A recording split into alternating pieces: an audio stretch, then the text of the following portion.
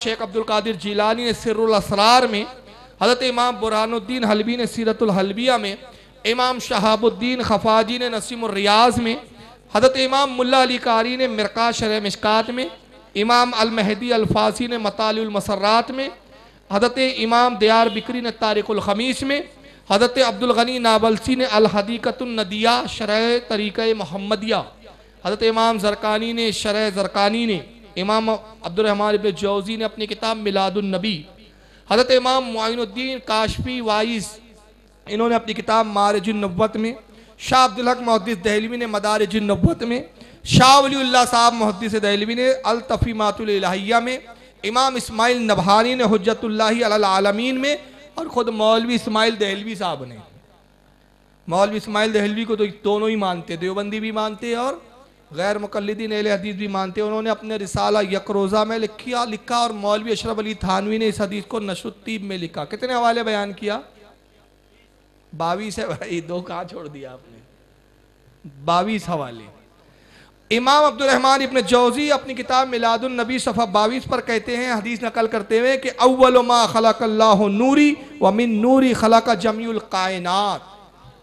सरकार फरमाते हैं कि लोगों, सबसे पहले अल्लाह ने मेरे नूर को पैदा किया और फिर मेरे नूर से सारी कायनात की तख्लीक फरमाई। ये सब बड़े बड़े इमामों ने लिखा। हज़रत अब्दुल गनी नाबलसी ने तरीक़े मोहम्मदिया मबस 2 में फरमाते हैं, कद खलक़ा कुल्ल शै मिन नूरिही सल्लल्लाहु अलैहि वसल्लम कमा वरादा बिही अल हदीस सहीहुन। कहते हैं कि बेशक हर चीज़ रसूलुल्लाह के नूर से पैदा हुई, जैसा कि इस पर सही हदीसें वारिद हैं। यानी इस ताल्लुक़ से जो हदीसें आई है वो बिल्कुल सही हदीसें हैं। अब एक आखिरी में फ़जीलत की हदीस बता दूँ, हालांकि इसकी सनद ज़ईफ़ है, लेकिन फ़जीलत में ज़ईफ़ हदीस मोतबर होती है। और यह हदीस आपने बहुत बार सुनी होंगी। अल्लाह के नबी सल्लल्लाहु अलैहि वसल्लम ने जिब्रील से पूछा, अब ये तो हमें एक हदीस में मिला कि आदम की तख्लीक से भी कई हज़ार साल पहले, अब ये जो 4000 साल बताए ये हमारी दुनिया के नहीं है, ये वहाँ के 70,000 दिन, हमारे यहाँ के, हमारी ज़मीन के 70,000 दिन गुजरते तो वहाँ का एक दिन होता है। तो अब अल्लाह ही जाने कितने दिन है वहाँ के। चुनांचे अल्लाह की नबी ने एक मरतबा जिब्रील से पूछा कि जिब्रील ये बताओ कि तुम्हारी उम्र कितनी है? तो जिब्रील अलैहिस्सलाम अर्ज़ करते कि या रसूलल्लाह, मुझे अपनी उम्र का तो कुछ अंदाज़ा नहीं है, हाँ बस इतना जान लीजिए कि एक सितारा है जो 70,000 साल में एक बार तुलू होता है, 70,000 साल में एक ही बार दिखता है, और मैंने उस सितारे को 72,000 मरतबा देखा है। अब इसको ज़रब कीजिए आप 72 को 70,000 से, तो कितने होते हैं? 5 अरब 4 करोड़ साल। कितने होते हैं? 5 अरब 4 करोड़ साल। यानी उस सितारे के हिसाब से जिब्रील कह रहे, गोया उस सितारे के एतबार से मेरी उम्र का यह अंदाज़ा लगाइए कि मेरी उम्र 5 अरब 4 करोड़ साल है।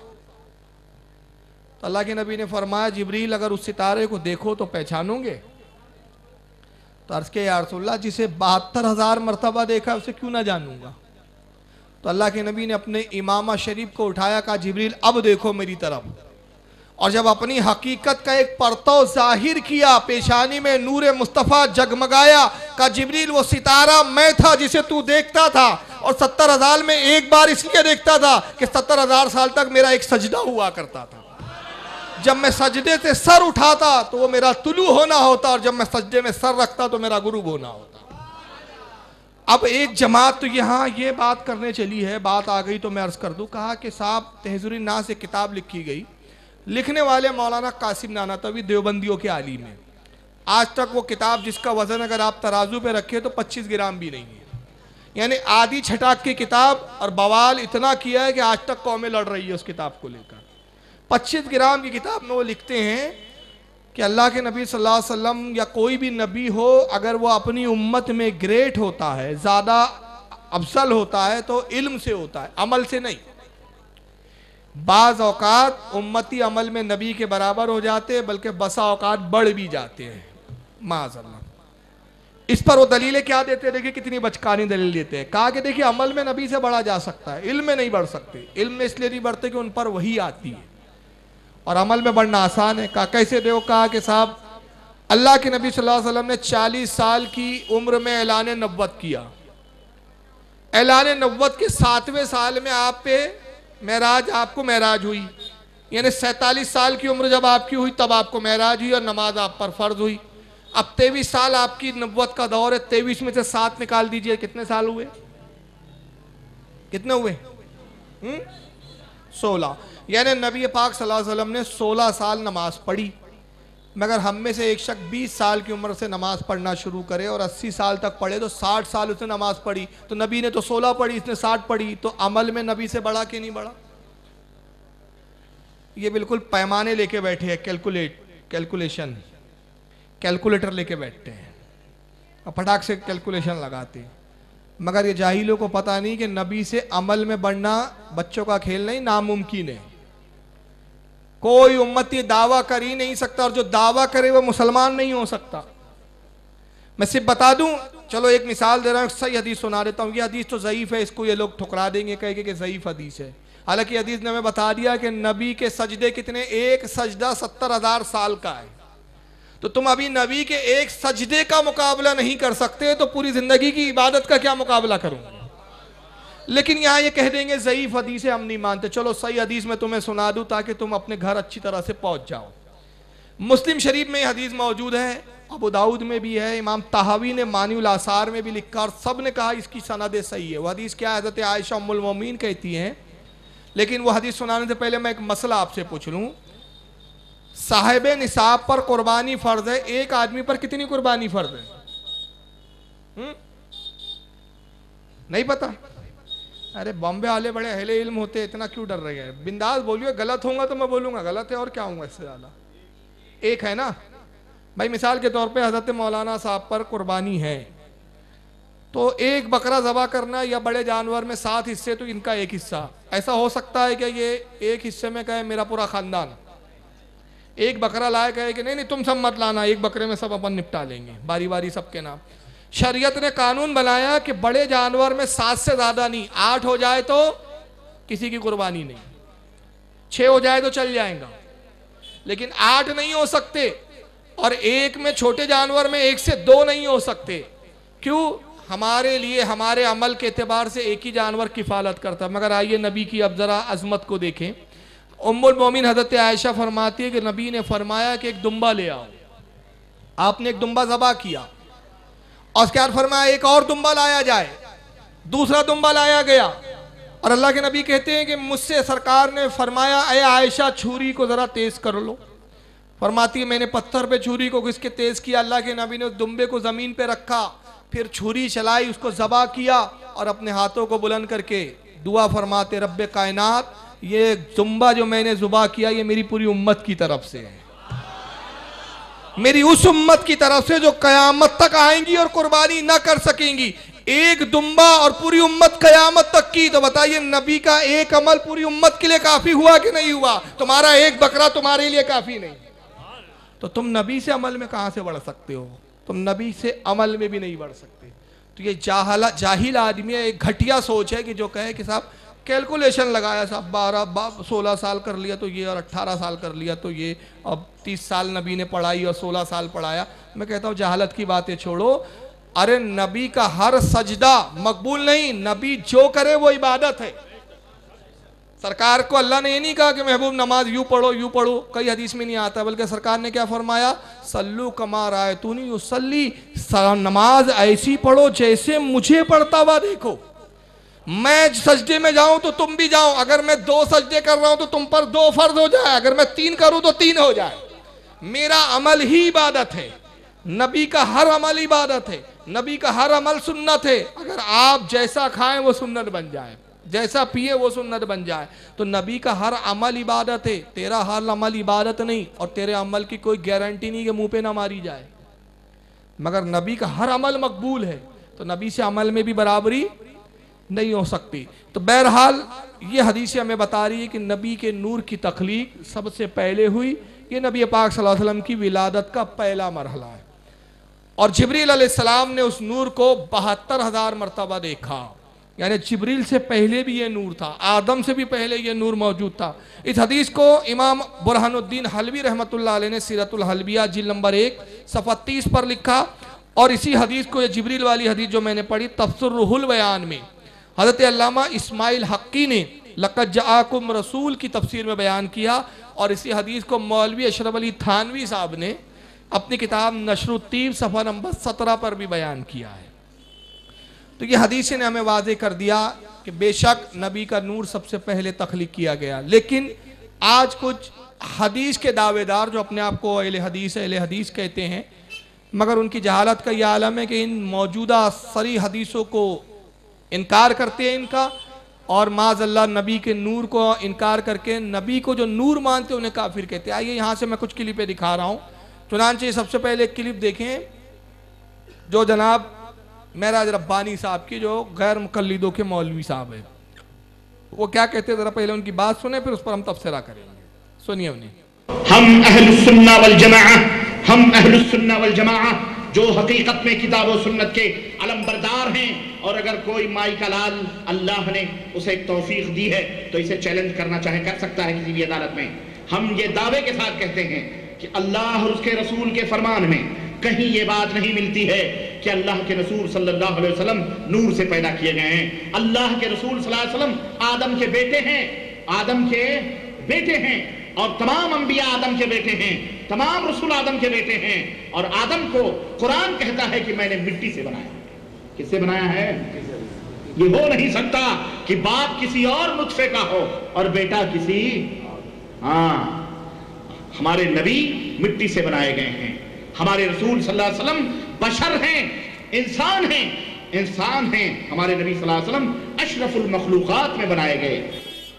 पहला इसने जुमला कहा कि कोई भी दुनिया की अदालत में चैलेंज करो कि नबी पाक सल्लल्लाहु अलैहि वसल्लम नूर नहीं है। अब ये अदालत में आए तो चैलेंज करे ना, ये तो फटीचर वहां बैठा रहता डर के, सऊदीया में आता तो है ही नहीं, तो फिर चैलेंज कहाँ करे इसको? पहली बात तो ये है भाई। तो 10 बाय 10 के कैमरे में ही वहां पे चैलेंज करके वीडियो भेजते जा रहे हैं आप नेट पे, तो इससे चैलेंजबाजी हो जाती क्या? सामने बैठे तो औकात पता चले। और कहा कि आदम के बेटे हैं, हालांकि मैंने हदीस सुनाई कि रसूलुल्लाह सल्लल्लाहु अलैहि वसल्लम खुद फरमाते हैं कि आदम ने आसमान की तरफ सर उठाया, मेरे नूर को देखा, अल्लाह से पूछा, अर्ज किया मालिक कायनात ये नूर कैसा? अल्लाह ने फरमाया ज़ाहिरन में तू इसका बाप, बातन में ये तेरा बाप। अब उसने कहा ये हो नहीं सकता साहब, आदम मिट्टी से पैदा हुए तो ऐसा नहीं हो सकता, बाप कुछ जिन से और हो, बेटा किसी और जिन से हो। तो आदम मिट्टी से पैदा हुए, हर नबी आदम से पैदा हुए। अच्छा भैया हव्वा कहाँ से पैदा हुई? आदम की पसली से तो बेटी हो गई, वहां तो मिट्टी का भी नहीं, पसली से पैदा हुई, तो फिर उसके बारे में तू क्या कहेगा? अच्छा सब आदम से पैदा हुए तो आदम सबके बाप, तो आदम किससे पैदा हुए? तो क्या मिट्टी आदम की बाप हो गई? तो जिस तरह आदम से पहले किसी का वजूद नहीं, अल्लाह ने अपनी कुदरत से अगर आदम को मिट्टी से पैदा करने पर कादिर है, तो क्या नबी को नूर बनाने पर कादिर नहीं है? ये कौन सी जहालत की बात है? और उसके बाद क्या कोई माइकल आल चैलेंज नहीं कर सकता कि हदीस और कुरान में अल्लाह के रसूल को नूर कहा हो गया? तुमने पढ़ा कितना बेटा? पढ़ा हो तो तुम्हें पता चलता। आइए, अल्लाह ने खुद अपने हबीब को नूरी कहा है। कहा है? पारा नंबर 6 है, सूरह माइदा आयत 15 में अल्लाह ने इरशाद फरमाया कद जाअकुम मिनल्लाहि नूरु व किताबुम मुबीन। अल्लाह ने फरमाया तहकीक, तहकीक मतलब शक मत करना। कद के मायने बेशक, बिलाशुबा, तहकीक के साथ ये बात की जा रही है। कद यानी तहकीक, बिलाशुबा तुम्हारी तरफ अल्लाह की तरफ से एक नूर आया। देखिए कमाल, देखें अल्लाह ने ये नहीं फरमाया कद खलका मिनल्लाहि नूर, अल्लाह ने तुम्हारी तरफ एक नूर पैदा किया, ये नहीं फरमाया। जाअकुम आया, तो आता वो है जिसका पहले वजूद होता है। समझ में आ रही है भाई? मैं नागपुर में रहता हूं, नागपुर से बंबई आया तो मेरा वजूद पहले नागपुर में था। ये नहीं कहा कि फारूक साहब बंबई में पैदा हुए आज, नहीं, बंबई से आए, नागपुर से आए, तो मतलब नागपुर में पहले इनका वजूद मौजूद था। अल्लाह फरमा रहा है तुम्हारी तरफ अल्लाह की तरफ से नूर आया। तो नूर आया, पैदा नहीं हुआ। आया कहां से? कुर्बे खासे खुदाबंदी से आया। तो ये पहले पैदा हो चुका था, और साथ में एक रोशन किताब। अब यहां पर कोई कहेगा, अब वहां पर यहां लाते हैं कि देखिए एक बड़ी ग्रामेटिकली बात लाते हैं, हालांकि शायद आप उसको समझे या ना समझे, फिर भी मैं अर्ज करता हूं। कहते हैं कि यहाँ वाव जो है वो अतफ के लिए आता है। एक अरबी बहस है यहाँ थोड़ी सी, यानी दो लफ्ज़ों को मिलाने के लिए अतफ इस्तेमाल होता है। तो नूर से जो पहला मुराद है वो रसूलुल्लाह नहीं है, वो भी किताब है, और दूसरा नूर से मुराद भी कुरान है, दोनों एक ही है।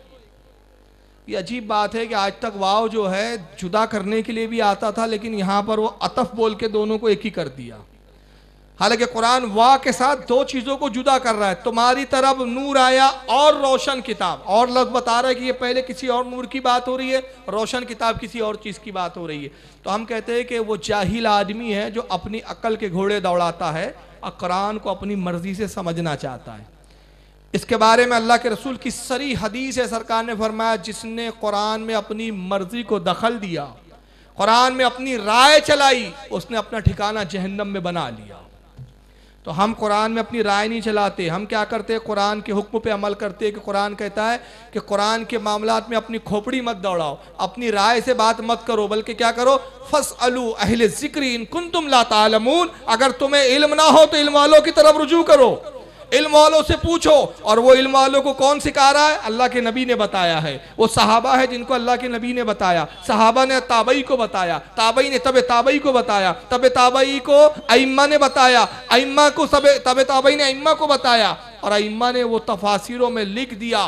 तो हम अपने अकल के घोड़े नहीं दौड़ाते, बल्कि हम तफासिर की तरफ रुजू करते हैं, क्योंकि हमें हुक्म है कि इल्म वालों की तरफ रुजू करो। तो आइए ज़रा देखें कि तफासिर क्या कहती है। चुनांचे तफसीर इब्न अब्बास, यह हज़रत अब्दुल्लाह इब्न अब्बास की तफसीर है जो उन्होंने नबी के ज़माने में खुद लिखी थी, नबी की मौजूदगी में लिखी थी, नबी को दिखा कर लिखी थी, और नबी ने उनकी तफसीर को देख कर खुश होकर दुआ फरमाई थी कि परवरदिगार कुरान का इल्म अब्दुल्लाह इब्न अब्बास को अता फरमा, और उनको सुल्तानुल मुफस्सिरीन का खिताब दिया।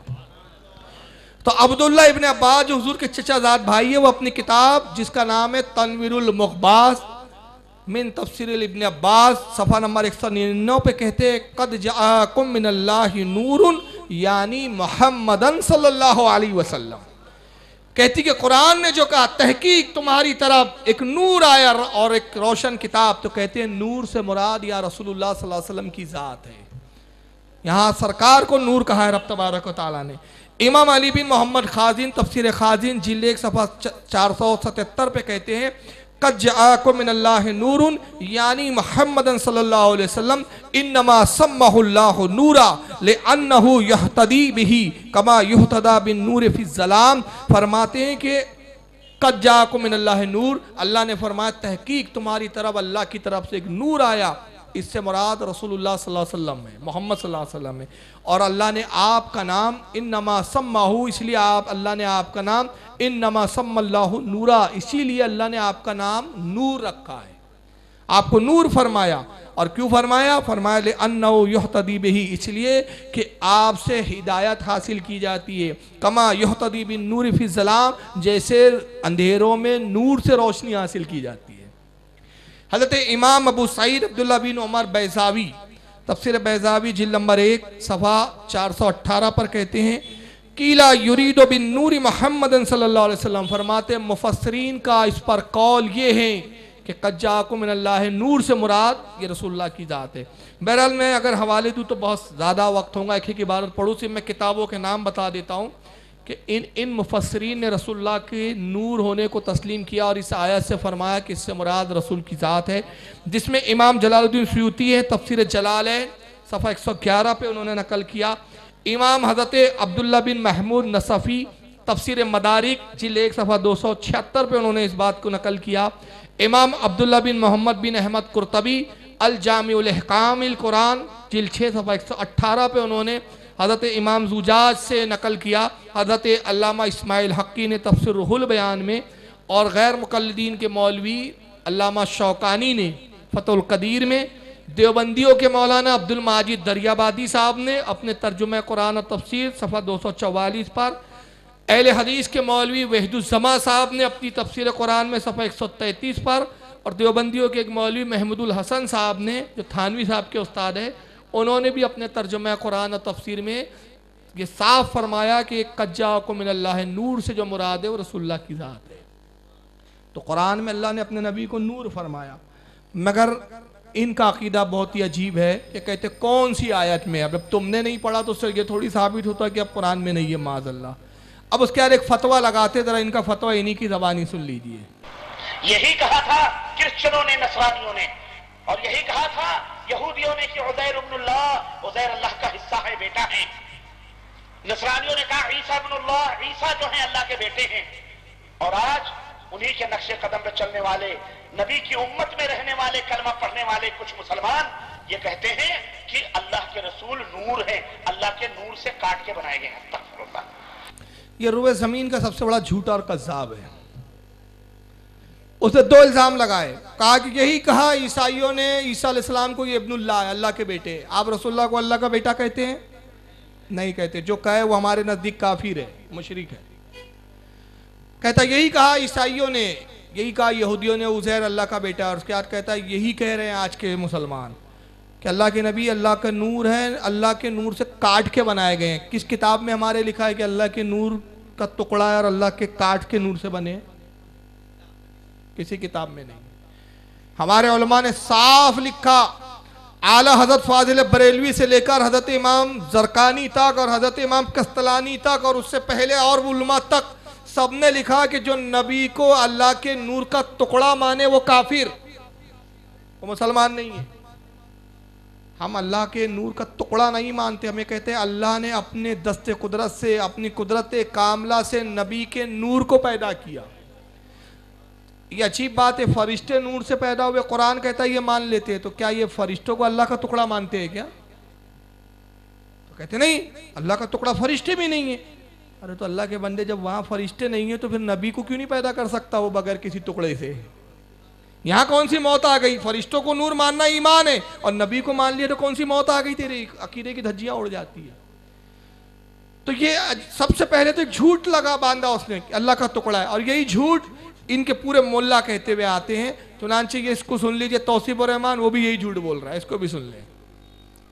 का कलाम ऐसे लोगों के बारे में जो अल्लाह का नूर का टुकड़ा बनाए, अल्लाह का जुज़ बनाए, नूर मिन नूरिल्लाह की सदाएं बुलंद करे।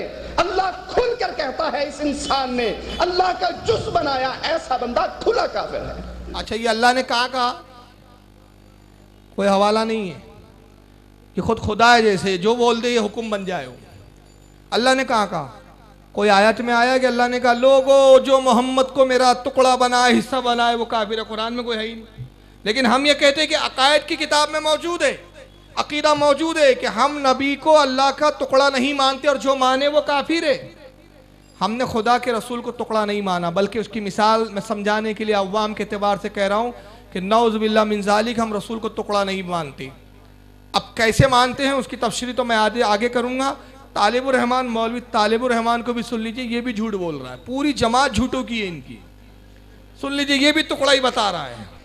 जब नबी की बारी आई, उनके नबी की बारी आई तो कहा उज़ैर इब्नुल्लाह। ईसाइयों के नबी की बारी आई, कहा अल्लाह का बेटा है, अल मसीह इब्नुल्लाह। और जब हमारे नबी की बारी आई हमने भी कह दिया नूरुम मिन नूरिल्लाह। क्या फर्क हुआ? ईसाइयों और यहूदियों और हमारे अकीदे में क्या फर्क हुआ? उनका अकीदा हमसे बेहतर है कि वो अल्लाह का बेटा बना रहे हैं, बीवी ये जहालत देखो, बकरा हूं वहशत में ना जाने क्या क्या, कुछ ना समझे खुदा को। हम उनका अकीदा हमारे अकीदे से अच्छा है। उनका अकीदा अच्छा है कि माज़ अल्लाह खुदा का बेटा ठहरा रहे, ये अकीदा कहां से अच्छा है? अरे ये अकीदा भी कुफ्र है। तो झूठ करते करते देखो कुफ्र निकल गया उसके मुंह से, बोलता उनका अकीदा हमारे अकीदे से अच्छा है, बना रहे हैं। और हम मुसलमान, उनका अकीदा हमसे बेहतर है कि वो अल्लाह का बेटा बना रहे हैं, बीवी बना रहे हैं। और हम मुसलमान अपने नबी को अल्लाह का जुज़ बना रहे हैं, नूरुम मिन नूरिल्लाह। अब जहालत देखो इसकी, नूरुम मिन नूरिल्लाह। ये नूरुम मिन नूरिल्लाह का नया इसने तर्जमा किया, पता नहीं कौन सी यूनिवर्सिटी से अरबी पढ़कर आया। ये मिन के मायने होते हैं से, मिन के मायने नूरुम मिन नूरिल्लाह यानी नूर से नूर। तर्जमा क्या हुआ लफ्जी? नूर से नूर। नूर का टुकड़ा नहीं होता तर्जुमा। नूर से नूर कैसे हुआ आगे मैं तशरीह करूंगा। अब उसमें दो जहालत देखो, हमारे अकीदे से उनका अकीदा बेहतर है, क्योंकि वो ईसा को खुदा का बेटा बना रहे हैं, मरियम को खुदा की बीवी बना रहे। तो जब तू कह रहा है हमारे अकीदे से अच्छा अकीदा है, तो तू मान ले ईसा को खुदा का बेटा, तो अच्छा अकीदा कबूल क्यों नहीं कर रहा है? भाई जब अकीदा अच्छा है तेरे नज़दीक तो वो कबूल कर ले, और कबूल कर लेगा तो पता चल जाएगा तेरे तौहीद का ठेका भरम निकल जाएगा। नाउज़ुबिल्लाह, ना वो अकीदा अच्छा है ना ये अकीदा अच्छा है कि अल्लाह के नूर का टुकड़ा है। दोनों अकीदे कुफ्र है, हमारे नज़दीक दोनों अकीदे शिरकिया है। हम नबी को अल्लाह के नूर का टुकड़ा नहीं मानते, बल्कि इमाम सरकानी शरह सरकानी में तशरीह करते फरमाते कि अल्लाह के नबी ने जो फरमाया, सरकार की हदीस क्या है, या जाबिरो अव्वल मा खलक़ल्लाहु नूर, और एक जगह फरमाया नूरा नबी का मिन नूर, अल्लाह ने अपने नूर से मेरे नूर को पैदा किया। तो इससे मुराद ये नहीं है कि नबी का जो नूर है वो अल्लाह के नूर का टुकड़ा हुआ, अलग हुआ, टूटा, हिस्सा बना, ये नहीं, बल्कि मुराद क्या है, अल्लाह ने अपनी कुदरत कामला से मेरे नूर को पैदा किया। और अगर तुम्हारी जिद यही है तो आइए फिर कुरान की आयत का जवाब ले आइए, जो पारा नंबर 14 सूरह हिज्र आयत 29 में है कि आदम की तख्लीक के बारे में अल्लाह फरमाता है, व नफ़क़्तो फ़ीहे मिर रूही, और आदम ने हम में अपनी रूह डाली। अल्लाह क्या फरमाता है, आदम में हमने अपनी रूह डाली, कुरान में है। तो जब इस कुरान की आयत के मुताबिक तुम क्या मानते हो कि अल्लाह की रूह निकली और आदम के जिस्म में चले गई, ये भी जो माने वो भी काफिर।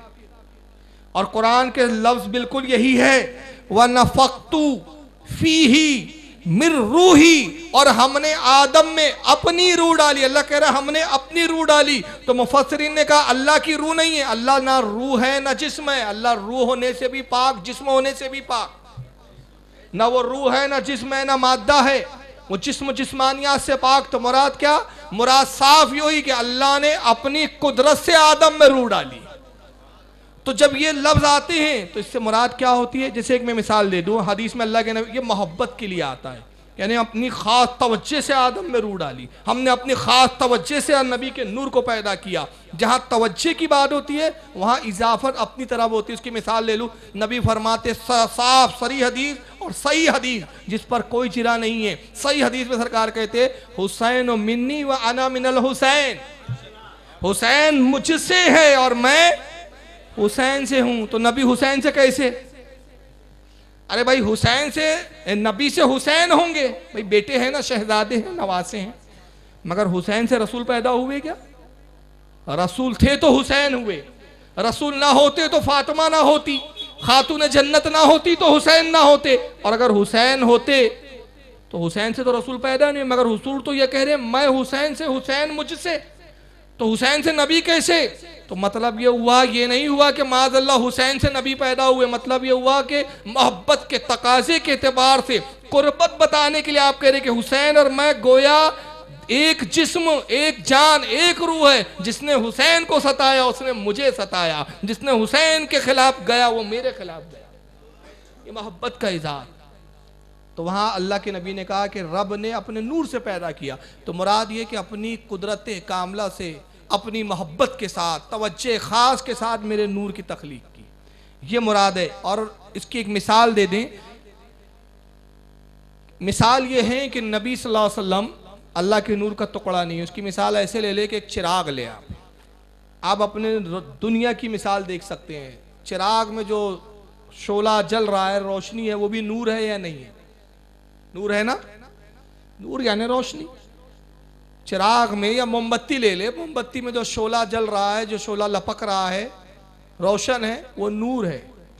उस चिराग से आप एक दूसरे चिराग को रोशन कर ले, फिर तीसरे चिराग को रोशन करे, चौथे चिराग, पांचवें चिराग, 1,00,000 चिराग रोशन करते जाएं उसी चिराग से लगा लगा के। बताइए जिस चिराग से लगा लगा के रोशन कर रहे, इसके नूर में कमी आई? इसके नूर का टुकड़ा हटा, टुकड़ा हुआ, कमी आई, नक्स वाक़े हुआ? नहीं। तो जब तुम्हारे दुनिया के नूर से कोई चीज़ मुंसलिक हो जाए, वो भी नूरी हो जाए, तो गोया नबी ने कहा मैं अल्लाह के नूर से पैदा हुआ। तो मुराद ये है कि अल्लाह के कुर्बे खास से मैं भी रोशन हो गया। ये नहीं है कि अल्लाह का मैं टुकड़ा बन गया। तो ये पहले तो झूठ बांधते हैं और झूठ बांध के फतवे लगाते हैं, और इनसे कहा जाता है कि जनाब पहले आप ये जो झूठ बोलते हो पहले उसको तो साबित करो, वो नहीं साबित करते। अब दूसरे साहब देखिए बड़ी एक दलील सुना रहे, बड़ी अजीब व गरीब, बड़े चहक चहक के। और ये अजीब बात है, ये जो सरों पे पर्दे डालते इसीलिए डालते, मैं बार बार कहता हूँ, ये बता देते अकलें नहीं है हमारे पास, हमारी अकलों पे पर्दे पड़े हुए हैं। आइए देखिए, ये मौलवी साहब एक नए जिनका नाम है शोएब साहब, मौलवी शोएब अहमद। देखिए अब कैसे नौटंकी कर करके बता रहा है, जरा इसको सुनिए आप। चलो कुरान से पूछ लेते हैं, मैं आयत पढ़ता हूँ। सुब्हानल्लज़ी अस्रा, आगे क्या है? बिनूरी ही बोले, अबद का मतलब भी शायद नूरी हो। सुब्हानल्लज़ी अस्रा बिअब्दिही लैलन मिनल मस्जिदिल हराम इलल मस्जिदिल अक़सा। कुरान मजीद में एक और जगह भी फरमाया, वइन कुन्तुम फी रैबिम मिम्मा नज़्ज़लना अला अब्दिना फअतू बिसूरतिम मिन मिस्ली। हमने जब अपने बंदे पे कुरान नाजिल किया है, कोई है जो एक आयत भी उसके मुकाबले में ले आए? ये आयत पढ़ के देखिए, सुब्हानल्लज़ी असरा, बेनूरी ही है, अब्दी ही है। अच्छा, यानी अब्दी आ गया तो नबी नूर होने का इनकार हो गया, तो फरिश्ते अल्लाह के बंदे है या नहीं है? मगर नूर है, तब वो भी बंदे नहीं है क्या? नूर होने से क्या बंदगी से खारिज हो जाता है क्या? भाई ये कुमकुम है, ये बल्ब, ये नूर है, ये भी अल्लाह की मखलूक है, उसकी बंदगी कर रहे हैं या नहीं है? उस एतबार से, बंदगी के एतबार से ये भी अल्लाह के अब्द है। अब वहां पर अब्द ही, मगर क्या है असल में मामला यह है कि अल्लाह ने इनकी अक्ल सल्ब कर ली, इश्क इनको मिला नहीं है, इश्क की चाशनी नसीब नहीं हुई है, वरना कुरान ये पढ़ते हैं समझते नहीं है। और अल्लाह के रसूल की एक हदीस है, सहाबा से मुखातिब होकर सरकार ने कहा था कि क़ुर्बे क़यामत एक ऐसे लोग आएंगे जो कुरान कसरत से पढ़ेंगे मगर कुरान हलक से नहीं उतरेगा। तो ज़बान में बड़ा अच्छा है, हलक से उतर नहीं रहा है, तो बड़े लहलहाते हुए पढ़ रहे हैं। जनाब ने पढ़ा, मगर जाहिल भूल गया कि देखिए उस आयत पे अगर गौर करता और इमाम अहमद रज़ा का अगर इश्क का कुछ सदका लेता तो कुछ अकल आती। ये तो कुरान की चाशनी है। देखिए कुरान क्या कह रहा है, सुब्हानल्लज़ी बिअब्दिही लैलम मिनल मस्जिदिल हराम इलल मस्जिदिल अक़सा। पाक है वो ज़ात, जरा गौर करें, कुरान कह रहा है पाक है वो ज़ात जो ले गई अपने बंदे को मस्जिद हराम से मस्जिद अक़सा तक। ये ले जाने की बात हो रही है। तो नबी मेराज पे जा रहे हैं जमीन से, किसकी तरफ? रब की तरफ। तो जब रब की तरफ जा रहे हैं तो अल्लाह कह रहा है ये बंदे हैं, और जब रब की तरफ से बंदों की तरफ आ रहे तो फरमा रहा है कद जाकुम मिनल्लाहि नूर, तुम्हारी तरफ हमने एक नूर भेजा। तो भेजते वक्त नूर फरमाया, और नूर इसलिए कहा कि भेजा जिससे जा रहा है वो नूर है, अपनी तरह मत कहना। और जब हम अपनी तरफ ले जा रहे हैं तो नूर इसलिए नहीं कहा, बंदा इसलिए कहा कि हमारी तरफ आए तो खुदा ना कहना, कमाल देखकर खुदा ना कहना, और तुम्हारी तरफ आ रहे हैं तो अपनी तरफ बशर ना कहना। तो दोनों आयतों का तालमेल है। तो वहां अब्द फरमाया और कहा कि देखो वो उस मकाम पर आ गया मेरा महबूब जहां फरिश्तों की भी रसाई नहीं, नूर की भी रसाई नहीं है। कौन है नूर? तमाम नूरों का सरदार कौन है? जिब्रील। एक मकाम आया है इसी मेराज में, जिब्रील रुक गए और क्या जुमला कहा, वहाबियत के मुंह पे तमाचा मारा और अकीदे की धज्जी उड़ाते कहा या रसूलल्लाह, ये नहीं कहा एक कदम आगे बढ़ूंगा जल जाऊंगा, क्योंकि एक कदम भी बहुत होता है, कहा बाल बराबर भी। यानी इंतहा है बस जिब्रील की आखिरी इंतहा, बाल बराबर भी मैं आगे बढ़ा, अल्लाह के नबी जलकर राख हो जाऊंगा, तजल्लियाते रब्बानी की ताब मुझ में नहीं। नबी ने ये नहीं कहा उस वक्त पूरा मेराज का देख जाइए, अब हदीसें पढ़ जाइए कि रसूल ने कहा जिब्रील तुम नूर होकर डर रहे हो, मैं तो बशर हूं, मैं तो मिट्टी हूं, आदम का बेटा हूं, मेरा क्या होगा, मैं तो जलकर राख, क्या पता नहीं मेरा क्या खाकी हो जाऊंगा, मैं तो कोयला नहीं राख बन जाऊंगा। ये नहीं कहा, बल्कि रसूल ने क्या कहा, जिब्रील अच्छा चलो तुम्हारा हमारा यहीं तक साथ था, अब मैं कुर्ब खास खुदाबंदी में जाता हूँ, आगे रास्ता बताने की ज़रूरत नहीं, इसलिए कि रास्तों से मैं खुद वाकिफ़ हूँ। यहाँ मैंने बरसों गुजारे हैं कुर्ब खास खुदाबंदी में, इसलिए अब तुम्हारी रहनुमाई की ज़रूरत नहीं। और तुम्हें छोड़ इसलिए रहा हूँ कि अगर तुम साथ में जाते, अल्लाह अगर चाहता तो मेरे तुफैल तुम्हें जलाले रब्बानी की ताब की बर्दाश्त दे सकता था। मेरी रहमत के साए में तुम भी जलने से बच जाते, मगर तुम्हें रोका इसलिए गया, तुमसे कहलवाया इसलिए गया ताकि देख ले कि हमारा महबूब मेराज में जिब्रील का मोहताज नहीं है, ये रास्तों से वाकिफ है, ये अपने मकाम मखसूस को पहचानता है, अपने घर को जानता है, जहां से आया उस घर को पहचानता है।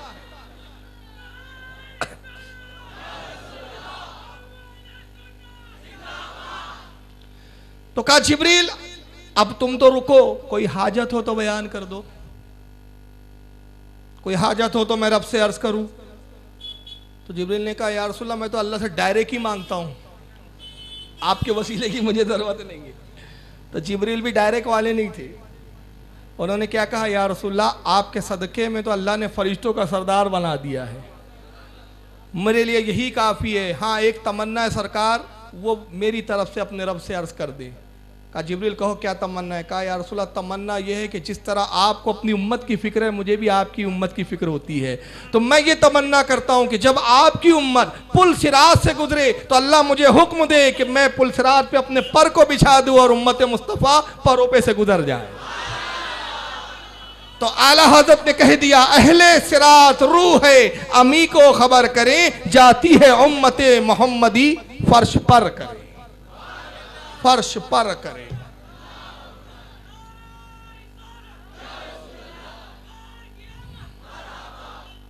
तो नबी ने कहा जिब्रील कोई हाजत हो तो बयान करो। ये बता दिया नबी ने कि जिब्रील भी मेरा मोहताज है, जिब्रील की भी हाजतें मेरे वसीले के बगैर कबूल नहीं होती। अब आइए मौजू तो नूर है, तो जिब्रील नूर है कुरान से साबित, नूरों का सरदार है कुरान से साबित। अब नूर कह रहा है एक बाल बराबर भी आगे बढ़ा जलकर राख हो जाऊंगा, तो जो रुक गया उसको तो नूर मान लिया, जो बढ़ गया अब तक उसको बशर कह रहे हो। अरे जो बढ़ गया, अच्छा ला मक्का में जब जिब्रील की रसाई नहीं तो बशर की रसाई हो सकती है? बशर की हो सकती है? नहीं हो सकती। तो अब वहाँ से क्या था? तो उलमा ने सूफिया ने फरमाया मोहब्बत में कि नबी पाक सल्लल्लाहु अलैहि वसल्लम की जब मेराज सिदरतुल मुंतहा से आगे हुई तो लिबास बशरी उतार दिया, अब नूर की जलवागरी थी। अब ज़ाते मुस्तफ़ा बशरी एतबार से नहीं जा रही है, नूर की शक्ल में जा रही है। तो अब जब नूर जा रही है, जहां से आए थे वहीं जा रहे। तालत ने फरमाया उसी के जलवे, उसी से मिलने, उसी से उसी की तरफ गए हुए थे। उसी के जलवे, उसी से मिलने, उसी से उसी की तरफ गए हुए थे। अब गए, मुलाकात की, रब का दीदार किया। तो अल्लाह जानता था कि मैंने तो ईसा मसीह को सिर्फ ये मोजेज़े अता किए कि मुर्दे जिला दे, तो उन्होंने खुदा का बेटा कह दिया ईसा को। कोड़ियों को शिफा देने का मैंने मोजेज़ा दे दिया, खुदा का बेटा कह दिया लोगों ने।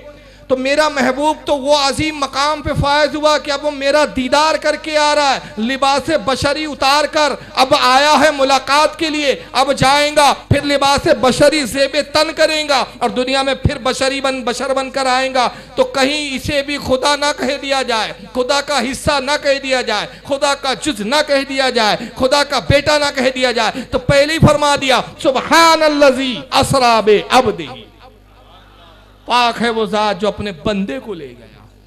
ये फलसफे को समझे नहीं। और कहा देखो अब तुम्हारी तरफ आ रहा है तो मैं नूर कह रहा हूं, इसलिए ये नूर आ रहा है, अपनी तरफ बशर मत समझना है इसको। लेकिन इनकी फिलॉसफी इनको समझ में नहीं आती। इनका बड़ा अजीब मामला है कि दीन आधा मानते हैं, फरिश्तों को नूर मानते हैं, नबी को नूर मानने पे शिरक हो जाता है। तो अगर नबी को नूर मानना शिरक है तो फरिश्तों को नूर मानना कहाँ से तौहीद है? तो क्या माज़ अल्लाह अगर नबी को नूर माना तो अल्लाह की ज़ात में शरीक हो गए, और फरिश्तों को नूर मान लिया तो क्या वो शरीक नहीं होंगे? तो ये कैटेगरियाँ कहाँ से लाई तुमने? अब आइए और देखिए इनके एतराज़ात। अब ये टुकड़े की तो हो गई, अब चंद एतराज़ात इनके देख लें। अब जनाब एक आयत पढ़ रहे हैं और उसमें भी देखिए तहरीफ कुरान, अपने मन मायनी तर्जुमे करते हैं। जैसा कि उसने कहा नूर मिन नूरिल्लाह, उसका तर्जुमा क्या कर दिया, अल्लाह के नूर का टुकड़ा, जबकि उसके मायने ये नहीं होते। अब जनाब एक आयत पढ़ रहे, अब जरा इसको सुन लीजिए आप।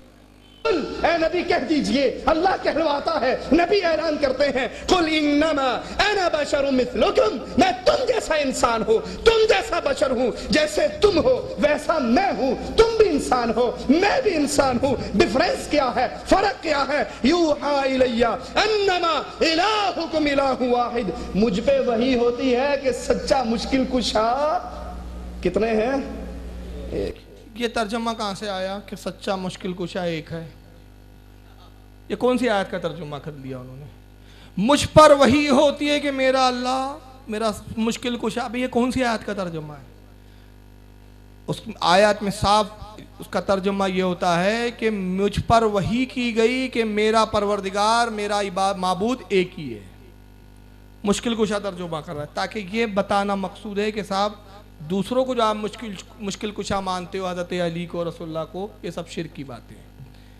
अब ये आयत लाई, बड़े ज़ोर शोर से कहा कि कुल इन्नमा अना बशरुन मिस्लुकुम, कुरान ने कहा महबूब फरमा दीजिए मैं तुम्हारी तरह बशर हूँ। तो पहले यहाँ सुन लीजिए, आला हज़रत फाजिल बरेलवी रज़ियल्लाहु ताला अन्हु ने फतावा रज़विया शरीफ में फरमाया कि जो नबी की बशरियत का इनकार करे वो भी काफिर है, जो नबी को बशर ना माने वो भी काफिर। फिर आप कहेंगे यार ये तो दो बात हो गई, एक तरफ आप नूर कह रहे फिर कह रहे बशर ना माने काफिर, तो ये तो तज़ाद हो गया। जी नहीं, हम नबी को ज़ाहिरन बशर मानते हैं, बातिनन नूर मानते हैं, दोनों में कोई तज़ाद नहीं। तो जो नबी को बातिनन नूर ना माने वो गुमराह बद्दीन, और जो नबी को अपनी तरह बशर कहे वो काफिर, जो नबी को बशर ना माने वो भी काफिर।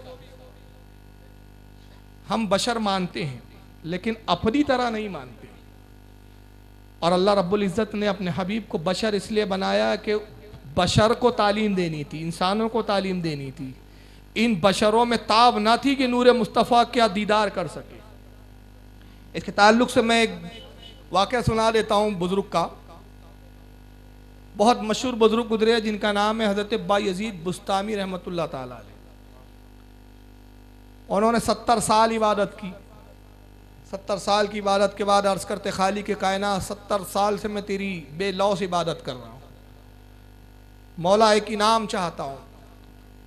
आवाज़ आई क्या चाहता है बायज़ीद? अर्ज़ की रब्बे कायनात तेरे हबीब को बेहिजाब देखना चाहता हूँ, हकीकत मोहम्मदी देखना चाहता हूँ। तेरे हबीब की हकीकत क्या है? अल्लाह ने फरमाया है बायज़ीद मेरे हबीब को मैंने दुनिया में भेजा तो 70,000 गैबी बशरी पर्दे हायल किए। 70,000 गैबी पर्दों में आया है मेरा हबीब, और एक पर्दा को उठाने के लिए 70,000 साल की बेरिया इबादत चाहिए।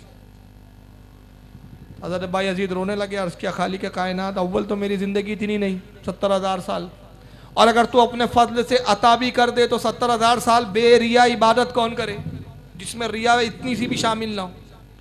मगर रब्ब कायनात तो कादिर है कि मेरी 70 साल की इबादत को 70,000 साल की इबादत पे शुमार फरमा ले। अल्लाह ने फरमाया बायज़ीद तूने हमें कादिर कहा, कुदरत वाला कहा, हमने तेरी इबादत को शामिल किया। एक पर्दा हटाएंगे तू हकीकत मोहम्मदी को एक झलक देख पाएंगा। जा रोज़े रख, अपने आप को ज़ाहिरन और बातिनन पाक को साफ कर ले, फिर फुला पहाड़ पर आना, हम अपने हबीब को वहाँ ज़ाहिर करेंगे। बायज़ीद बुस्तामी रहमतुल्लाह अलैह बड़े चल्लो कदर बुज़ुर्ग है जिनके बारे में गौसे आज़म ने फतुल गैब में बड़ी तारीफ़ें लिखी है सरकार गौसे पाक ने।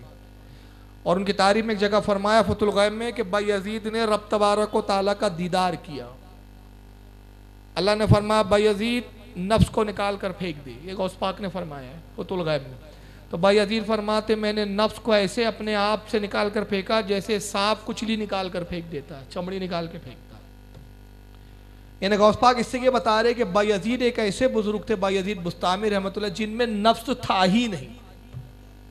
और इनकी एक फजीलत बता दूं, ये कहाँ रहते थे? बुस्ताम, ये आता है इलाका ऑस्ट्रेलिया के अंदर, ये पुराना नाम है बुस्ताम, ऑस्ट्रेलिया में ये इलाका आता है। 6 महीने बर्फबारी होती है, खूब बर्फ गिरती है, कड़ाके की ठंडी पड़ती है, 6-6, 8-8 महीने सूरज नहीं निकलता। बायज़ीद बुस्तामी शब्बेदार थे, रोजाना रात भर इबादत करते थे, रोजाना रात भर।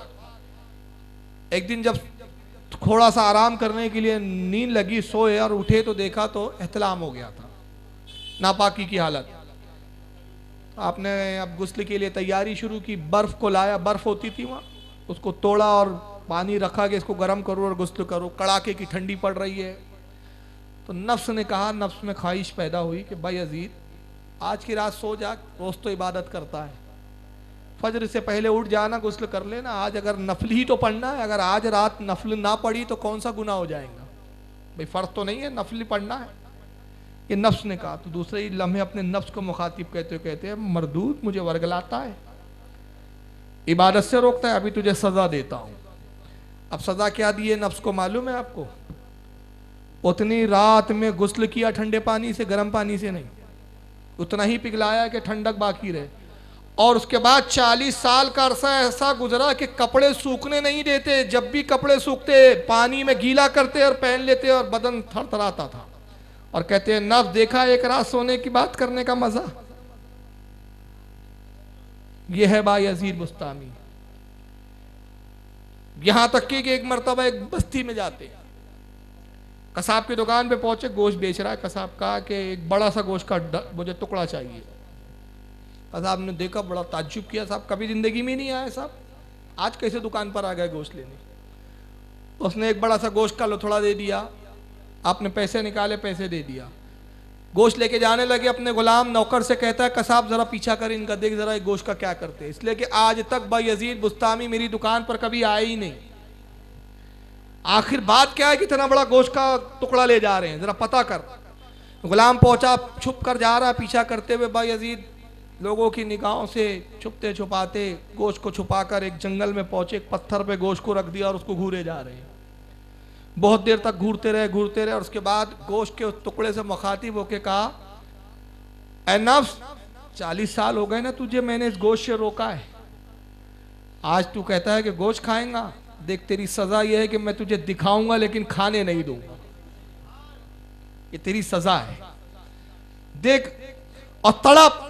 अब अगर इसके बाद तूने गोश्त खाने की ख्वाहिश की ना तो इससे ज्यादा सख्त सजा दूंगा तुझे। और गोश्त के लिए थोड़े को छोड़ा और चले आए। इतने नफ्स को मारने वाले थे वो बायजीद बुस्तामी। अल्लाह से कहते हैं, अर्ज करते मालिक कायनात तेरे हबीब की बेहिजाब देखना चाहता हूं, तजल्ली को दिखा दे। बहरहाल गुस्ल किया, रोजे वगैरह रखे, एक पहाड़ की चोटी पे बुलाया गया। नबी पाक सल्लल्लाहु अलैहि वसल्लम की तशरीफ आवरी होती है, सरकार की दस्तबोसी की, सलाम किया। सरकार कहते हैं बायजीद हमारे नाखून की तरफ देखो, हमारे नाखून की तरफ। नाखून की तरफ देखा, बस एक बिजली चमकी, एक बिजली कौंदी, बायजीद बेहोश होकर गिर पड़े। होश में लाया गया, जब होश आया तो सरकार लिबास बशरी में सामने खड़े। बायजीद क्या देखा? अर्ज किया रसूलुल्लाह, बस एक रोशनी थी, उसके ताब नहीं थी उसकी, बस इतना जानता हूं कि मैं गिरा और बेहोश हो गया। अल्लाह के नबी उस बिजली की ताब नहीं थी। इरशाद फरमाया 70,000 गैबी पर्दों में से एक पर्दे सिर्फ हमारे नाखून की कोर से उठाया गया और तू उसको भी बर्दाश्त ना कर सकता, तो हमें बेहिजाब कहां देख पाएगा। उसी को उस्ताद ज़मन ने कहा, एक झलक देखने की ताब नहीं आलम को, वो अगर जलवा करे कौन तमाशाई हो। एक झलक नहीं देख सकते। तो हकीकत मोहम्मदी नूर है, मगर जाहिरन आप चूंकि बशर भी है तो हम बशर होना भी मानते हैं, मगर अपनी तरह बशर नहीं मानते, इसलिए कि अपनी तरह बशर कहना यह कुफ्र है। और कुरान ने यह नहीं कहा कि नबी बशर है, फरमाया मिस्लुकुम बशर, बशर की तरह है, इंसान की तरह है, लोगों की तरह है। ये नहीं फरमाया कि ये खुद इंसान है। मिसल होना और है, इंसान होना और है। अब आइए जरा इनकी एक दलील सुन लें नूर के इनकार में, जनाब तालिबुर रहमान साहब को। क्या ये अल्लाह का हिस्सा है या अल्लाह है? अगर कह दिया जाए नूर मिन नूरिल्लाह तो इसका माना यह है कि अल्लाह आमना के बतन से निकलता है, दाई हलीमा का दूध पीता है, मक्के वालों की बकरियां चराता है और मक्के वाले उसको निकाल देते हैं, मदीने में जा छुपता है और ओहद के मैदान में जख्मी होता है और खंदक खोदते हुए भूख की वजह से पेट पर पत्थर बांधता है। लबो लहजा तो गुस्ताखाना था, गुस्ताखी तो घुट्टी में पिलाई गई है। कहते अगर रसूलुल्लाह नूर है तो क्या नूर आमना का दूध पीता है, बकरियां चराता है? हमने कहा वो नूर नहीं था, वो बशर था, लिबास बशरी में। जब नूर की जलवागरी होती है तो वहाँ पे बकरियां चराना नहीं है, वह खाना नहीं है। उसकी एक मिसाल दे दूँ, हज़रत ईसा अलैहिस्सलाम चौथे आसमान में है। कहाँ है और कितने सालों से हैं? रसूलुल्लाह और हज़रत ईसा के दरमियान का अरसा 600 साल, और हुजूर से लेकर हमारा ज़माने का 1400 कितने हो गए कुल? 2000 साल से चौथे आसमान में, मगर ना आपने कुछ खाया है, ना पिया है, ना खाते हैं, ना पीते हैं। जब दुनिया में थे ईसा तो खाते भी थे, पीते भी थे। अब आसमान में क्यों नहीं खाते? इसलिए कि दुनिया में बशरियत की जलवागरी है और आसमानों में नूर की जलवागरी है, तो अहकाम बदलते हैं। और खुद रसूलुल्लाह को जो मेराज हुई, कितनी लंबी मेराज हुई? अरे एक आसमान की मोटाई 500 साल की रहा है, 2 आसमानों के दरमियान का फासला 500 साल की रहा है, 7 आसमान, हजारों साल की मसाफियत है, हजारों साल का सफर। मगर सरकार ने हजारों साल का सफर भी किया, जन्नत भी देखा, दोज़ख भी देखा, लामका भी गए, सिदरतुल मुंतहा भी गए, फरिश्तों से भी मुलाकातें की। मगर इस पूरी मेराज जो हजारों सालों पर मुहीत है, नबी ने ना खाया ना पिया। वजह क्या थी? वजह यह थी कि मेराज में नूर की जलवागरी थी, जमीन पर बशरियत की जलवागरी थी। और नबी चाहते तो बगैर खाए पिए भी रह सकते थे। नबी ने लिबास बशरी में आकर खाया, इसलिए कि नबी ने जो खाया वो हलाल हो गया और जिसको छोड़ दिया वो हराम हो गया। तो नबी ने खाया इसलिए कि हमारे लिए हलाल हो जाए, और छोड़ा इसलिए कि हमारे लिए हराम व मना हो जाए। जिससे आपने कराहत का इजहार कर दिया वो हराम हो गया, वरना नबी को खाने की जरूरत नहीं थी। आइए दलील दे दूं बुखारी शरीफ से। सरकार 100 में विसाल रखते हैं जी, खत्म कर देंगे इंशाल्लाह, वक्त हो रहा है। सरकार ने 100 में विसाल रखा, बस इस पे आखिरी बात खत्म करूंगा इंशाल्लाह, इसके बाद की गुफ्तगू कल होंगी।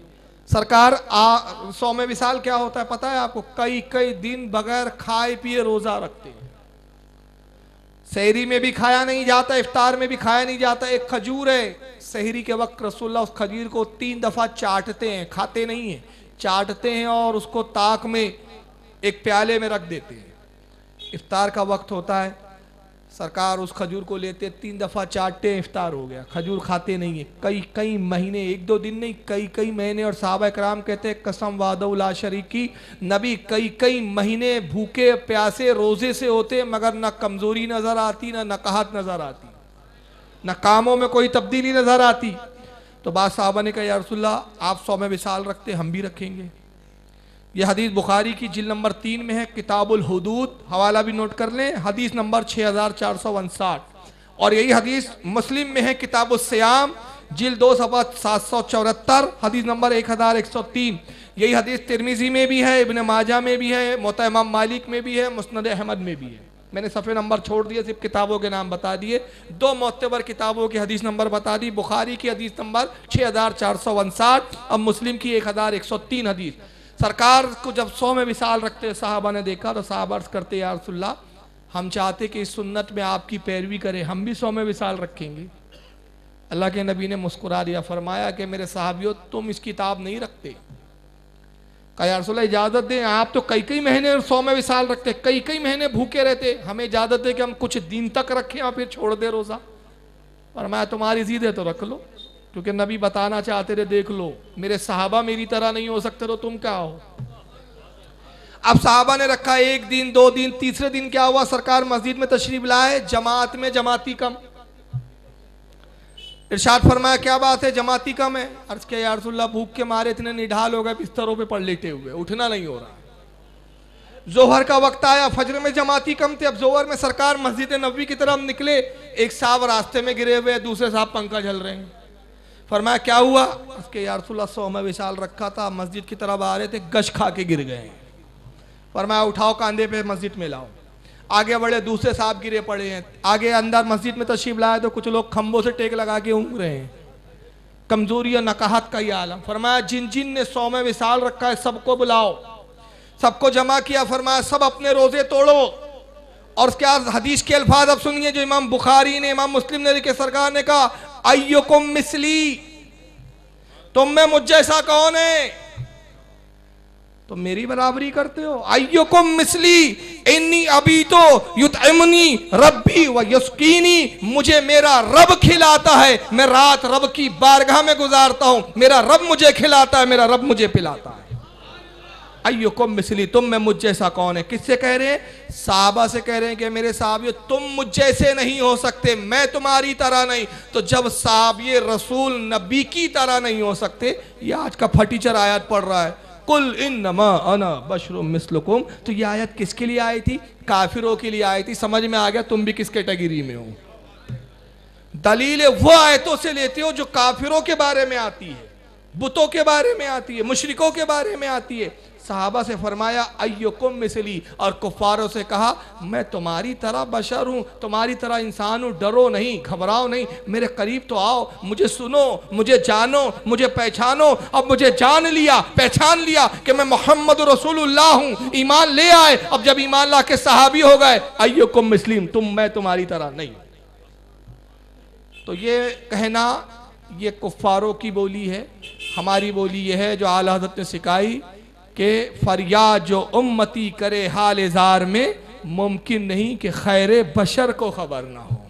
हम सरकार को बशर ज़रूर मानते मगर खैर बशर मानते, खैरुल बशर मानते, अपनी तरह नहीं मानते। इंशाअल्लाह कल जल्दी आने की कोशिश करें। ऐसा हुआ कि मैं आज जल्दी आ गया, आप लोग ताख़ीर से आए, तो इंशाअल्लाह कल कुछ और फ़ज़ाइल पर गुफ्तगू होंगी और कल मिलाद के ताल्लुक़ से कुछ दलाइल और मिलादुन नबी मनाने पर जो इनके एतराज़ात हैं उसके जवाब दिए जाएंगे। अल्लाह ताला इस बज़्म को कबूल फरमाए। वमा अलैना इल्लल बलागुल मुबीन। अस्सलामु अलैकुम। दीन इस्लाम